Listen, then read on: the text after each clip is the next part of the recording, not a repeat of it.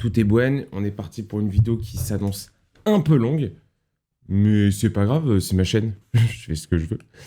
Alors, hello à tout le monde. Je sais pas si vous avez vu cette séquence... C'est des piles. Je sais pas si vous avez vu cette séquence de fou malade où un journaliste de son prénom très compliqué, Paul Larouturou, qui s'est apparemment reconverti en metteur en scène, fait littéralement poser une question à Lassana Bathily, héros de l'hypercachère en 2015. Bon, la séquence est très drôle et rappelle les plus grandes heures des sketchs des inconnus, mais au-delà de ça, moi, ça m'a interrogé sur l'instrumentalisation du rôle de la victime par une gauche qu'on pourrait appeler une gauche progressiste. Dans cette vidéo, on va se pencher sur toutes ces questions très intéressantes. Pour vous, Jordi a mené l'enquête sur la gauche et les victimes. Attachez votre Malaysia Airlines, ça va zouker. Mais avant tout, je vous rappelle que cette vidéo est sponsorisée par cette dinguerie qui est Political, qui est une application de débat. Donc je vous mettrai le lien en description et on en parle assez rapidement. Et deuxième élément, je vous invite à liker, à commenter, à partager, surtout à vous abonner. C'est hyper important pour le référencement. Merci à vous. Vous êtes bientôt 55 000 sur cette chaîne YouTube, ce qui est dingue. Je ne pourrai jamais tous vous serrer la main, mais je vous aime tous un par un et j'espère que vous allez très bien. Jordi, l'enquête, la gauche et les victimes, c'est parti!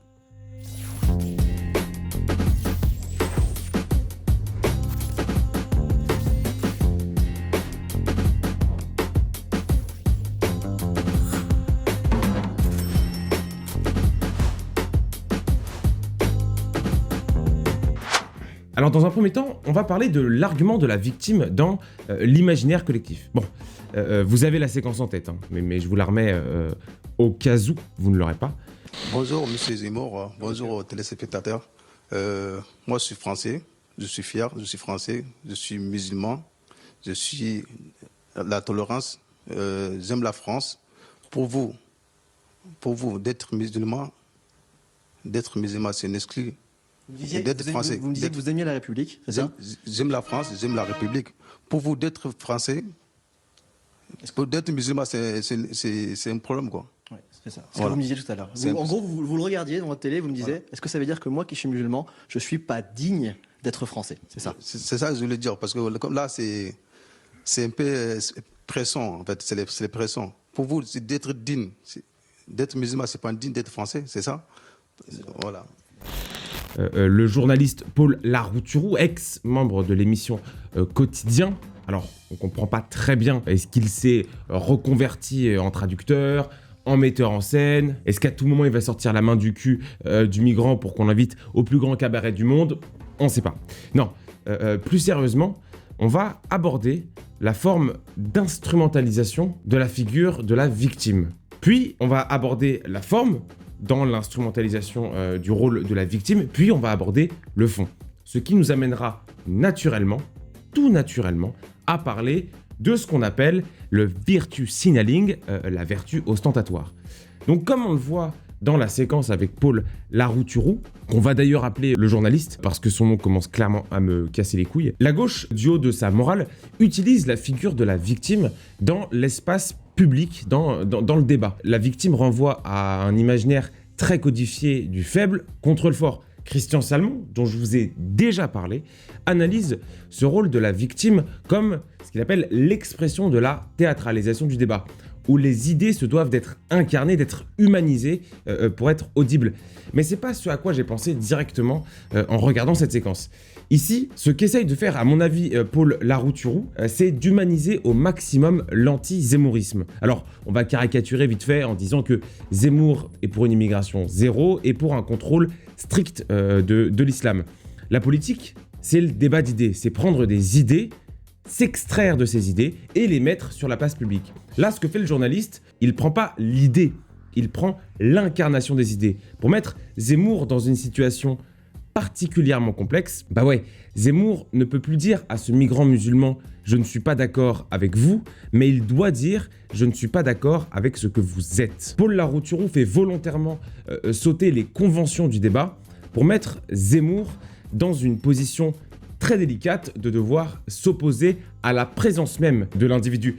C'est un biais très répandu dans la gauche progressiste, à savoir la confusion entre le raisonnement macro et micro, pas ce micro, un autre, entre le migrant qu'on aurait envie d'aider à l'échelle personnelle et l'immigration en général qui peut représenter un danger pour la culture française. Petit parallèle qui vaut ce qu'il vaut. Vous savez, quand vous étiez petit et que vous aviez un collègue qui devait dormir chez vous, il y avait toujours ce moment où vous demandiez au pote en question « Ah mais mec, demande-toi si tu peux dormir à ma mère, elle te dira jamais non. » Raisonnement ô combien fallacieux, nombre de mères s'en souviennent, puisque comme le rappelle Robert Cialdini dans son livre La psychologie de l'influence, on refuse très difficilement une proposition lorsque celui qui la formule est impliqué personnellement dans la demande. Alors, on pourrait citer Nietzsche, je plaisante, Nietzsche, sur la morale des faibles, de l'opprimé, même s'il y a parfois, à mon avis, une surinterprétation de ce qu'a dit Nietzsche. Mais on va plutôt parler de Pierre Frazé, ou Fraser. Alors Pierre, il est sociologue, et selon lui, dans son livre Chronique du bas empire, désormais culte, c'est faux, personne ne connaît, il explique que la figure du faible, de l'immigré, de l'opprimé, forme de prolétaire 2.0, entraîne forcément l'adhésion. Et pourquoi, me diriez-vous? Parce qu'elle renvoie à un imaginaire chrétien encore très présent en Occident, un imaginaire qu'il qualifie de, je cite, suprême de la morale. En d'autres termes, vous devez accueillir un migrant et ou toute forme d'opprimé, non pas parce que vous êtes bon, mais parce que vous êtes humain. C'est exactement le ressort utilisé par certains acteurs du débat public quand ils font intervenir des enfants, par exemple. Pour l'imaginaire collectif, l'enfant est l'innocence sans corruption de la société. Donc tout ce qu'il dit est forcément vrai. Sauf s'il est manipulé par sa mère qui projette sur lui le sexe d'un enfant qu'elle n'a jamais eu. Qui a dit ça? C'est moi qui dis ça vraiment? Et là, vous allez me dire, ouais, bon, la gauche instrumentalise les faibles, bon, c'est de la rhétorique, mais au moins elle les aide. Erreur, encore une fois. Le faible ne sert qu'à conforter la gauche dans sa propre morale. Je m'explique. Je sais pas si vous connaissez ces vidéos un peu glauques où des youtubeurs, généralement des fils de pute, se filment en donnant genre 10 € à un clochard et font une miniature genre on donne de l'argent à un clochard. Je vais jamais le faire, sauf si j'ai vraiment besoin de likes. Norman commente. Et bah ça, c'est la définition même du virtue signaling. Alors, le concept est né sous la plume du Britannique James Bartholomew dans un article du Spectator de 2015.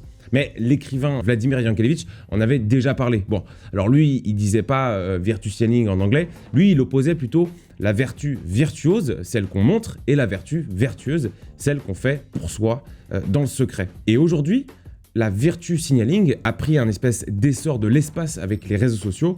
On peut montrer via une story qu'on est une bonne personne. Genre, typiquement, Angèle ou n'importe quel autre influenceur a juste à montrer en story qu'il soutient telle ou telle cause pour devenir moralement supérieur. Et l'avantage du virtue signaling, c'est qu'il n'est pas très coûteux. Envoyer une story pour dire qu'on soutient la Palestine, qu'on soutient les Ouïghours ou qu'on est en lutte contre le réchauffement climatique, ça coûte pas grand-chose. Mais du coup, ça sert pas à grand-chose non plus. Genre les Ouïghours se nourrissent pas avec des stories Instagram et les Palestiniens n'ont toujours pas d'état avec des photos de couverture Facebook. Mais les gens qui font ça, en fait, la victime, ils s'en foutent un peu.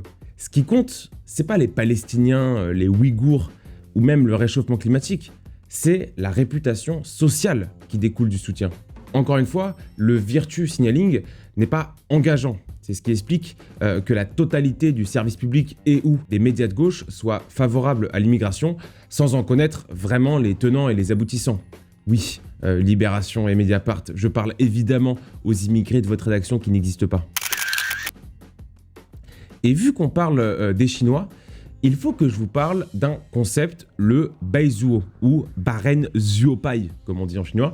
Ce concept désigne les Blancs occidentaux convaincus de leur supériorité morale qui viennent donner des leçons d'humanité. Et chose très intéressante, on y reviendra sans doute, selon Dylan Levy King, qui a analysé le concept, les Baizuos, ou Baizuo, ont sensiblement les mêmes tournures de phrases dans le débat public que les colonisateurs il y a 150 ans. La supériorité morale, le devoir de protéger tutti quanti el pasta di pesto. Alors, le ceinture noire 6e dan de la catégorie du virtue signaling, ça reste évidemment Justin, excusez-nous, Trudeau, que les chercheurs David Carmen et Richard Nimijan ont défini comme, je cite, le champion de la technique de communication consistant à intervenir dans les médias au sujet d'événements qui bénéficient d'une large couverture pour y défendre des valeurs positives sans que les actes suivent. Un exemple comme ça, Trudeau, c'est pour toi. Le Premier ministre canadien chiale souvent comme quoi la planète va mourir, c'est la merde, donne de l'argent, sinon je chiale. Mais c'est sans savoir que le Canada, et depuis qu'il est au pouvoir, ça a encore augmenté, le Canada est le 3e pays le plus polluant au monde en étant 38e en termes de démographie. C'est à rapprocher du concept marketing de greenwashing ou de pinkwashing, donc des principes qui mettent en avant des actions bienveillantes envers ou la planète ou la communauté LGBTQ+.html. On met en avant qu'on est super attentif à l'environnement et derrière on t'encule une tribu de Congolais pour fabriquer le cobalt des iPhones. Ouais, entre un emoji inclusif d'un homme enceinte et un Africain qui meurt dans des mines de cobalt, tu connais, on est hyper sympa, on fait clairement l'homme enceinte. D'ailleurs, salut Steve, t'as pas un job sur moi? Merci beaucoup pour cette blague. Donc, on a vu, à partir de la séquence du marionnettiste, et même on a eu une réflexion plus globale sur le rôle de la victime, qu'utiliser la figure de la victime permettrait d'arriver à ses fins par des procédés rhétoriques fallacieux. On a vu aussi que la gauche avait fait du signalement de vertu son credo, à l'instar de l'ensemble de la rédaction de Quotidien. Mais maintenant, on va voir c'est quoi les dangers de ce procédé rhétorique. Alors, pour moi, à mon avis, il y a plusieurs dangers. Le premier danger est pour la victime elle-même.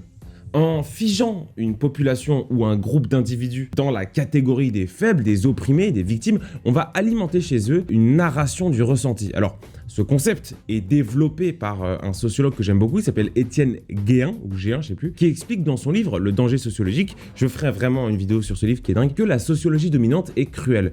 Pourquoi cruelle? Parce qu'elle enferme des catégories d'individus, les immigrés, les femmes, ou que sais-je, dans le rôle de la victime.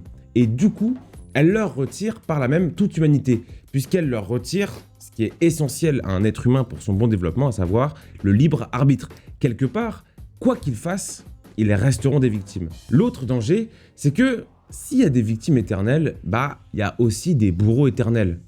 C'est nous, vraiment, c'est les Blancs. Les Blancs, les Français, les hommes. Cette vision qu'on pourrait qualifier de post-marxiste, où la lutte des classes est transposée à la couleur de peau, crée une espèce de dette, une rancœur. Cette vision post-marxiste qui a transposé la lutte des classes en lutte des races, crée une dette, une rancœur, et c'est absolument pas, selon l'auteur, mais aussi selon moi, ce n'est absolument pas conciliable avec ce qu'on pourrait appeler une société harmonieuse. Soit disant passant, le choix de la figure de victime se heurte parfois, à la réalité. En l'occurrence, on a voulu présenter Lassana Bathily comme un héros français, petit drapeau français derrière lui, t'as capté, le mec est vachement patriote, sauf qu'il s'avère que le mec était pas très Charlie, dans tous les sens du terme. Il soutenait, je cite, sur son compte Twitter, sa patrie malienne et critiquait la présence française dans son pays, le Mali. C'est juste un petit bonus. Alors, oui, vous allez me dire, cette vidéo part un peu dans tous les sens, c'est un peu décousu.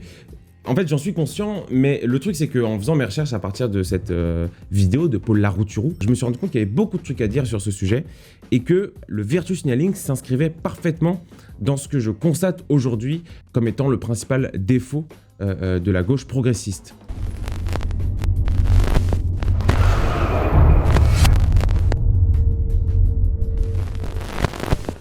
Cette vidéo est sponsorisée par le site Political. Alors oui, Political, j'adore. Ce site est un réseau social complètement révolutionnaire qui permet de faire débattre des communautés, donc vous, ceux qui regardez cette vidéo, avec d'autres communautés, donc des gens qui seront relativement à gauche.